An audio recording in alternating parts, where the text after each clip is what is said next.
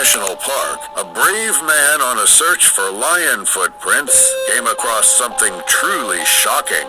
After driving around for a little bit, he finally manages to spot what appears to be freshly made footprints in the dirt and tries to show them off to the camera. Yes, this is very cool. So 1, 2 lion out of the property. He gets back to driving around and eventually reaches another area where lion tracks seem to be on the ground. Not expecting much to happen, he gets out of his car once again and begins looking around the dirt when the unimaginable happened. Want to follow the track with the cut. Weird.